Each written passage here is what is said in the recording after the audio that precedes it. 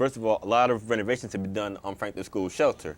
In the past 15 months, they've added four brand new heating units to the building, 2 brand new water heaters, a fire alarm system. They've renovated all the bathrooms. They've done a lot of painting and a lot of pest control and so forth. So Franklin actually is not ready for the summer. There's no AC in Franklin, but it is ready for the winter. You got this brand new heating unit that was just put in this past November.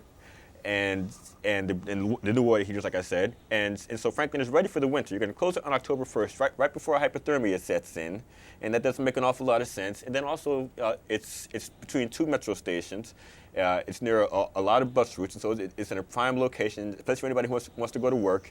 Out northwest, that are within a mile or 2 of Franklin School Shelter, and if you move the guys 2 or 3 miles in any direction, then they're going to be beyond walking distance to things like Miriam's Kitchen or Sums or the Dating Program for Homeless Women or so forth. There's so many different services that are there for them, so you have to move all the services too. And so, that's the quick rundown of the problems you'd run into. Let me ask you this. What exactly is your conclusion as to why the men are being moved from the Franklin School Shelter? Well, I'm going to shoot from the hip on this one. You see, I think that DC government feels like they're just an eyesore because everything around Franklin School Shelter is so built up, so developed. You got buildings that look like they're less than 10 years old around Franklin School Shelter, and then Franklin is the oldest building, in that area. And it does look rather old from the outside. You can fix it up. I mean, I'm sure you could, but it is the worst looking facade. And so I think they want to move the guys out and renovate the building and turn it into something that'll make money for the area, and that they feel like the homeless men are an eyesore, and they bring down the value of that neighborhood by being there. Do you concur, Mr. Carter? I absolutely don't concur. And the one thing that I think that Eric would agree with this.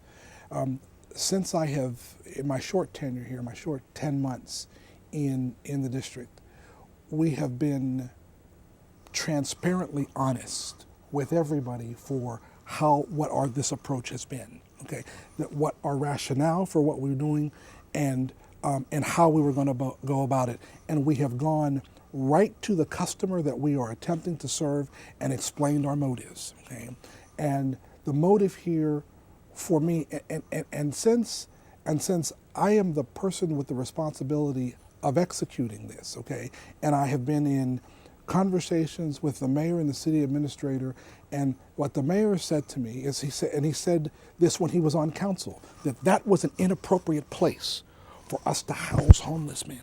It was an inappropriate place for that. And why did the mayor think it was inappropriate to use it for homeless housing? The reason it's inappropriate is because I have gone through my email, and Eric and I have become email buddies. In the short time that I have been here, I have gotten 137 emails from Eric. He's a wonderful advocate.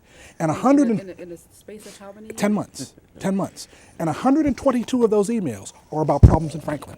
122 of the 137 are about problems in Franklin.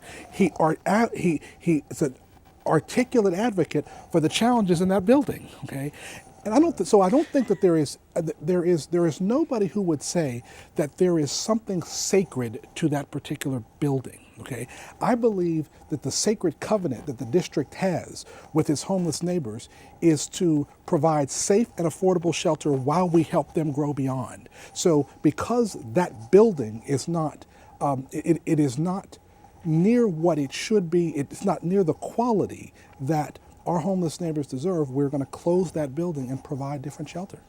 Ms. Westbridge, okay, Eric, Okay. this is your... Okay, well, first Have of your all, say. I doubt those numbers in terms of how many emails I sent about what's wrong with the building. I mean, and I'm pretty sure that some of them were repetitive because of the fact that something had not been fixed the first time that I emailed the problem. But I don't see myself having sent that many emails about things being wrong with the building. But what else I want to say is this, though. What you have to remember is that previously there was a lease on the building.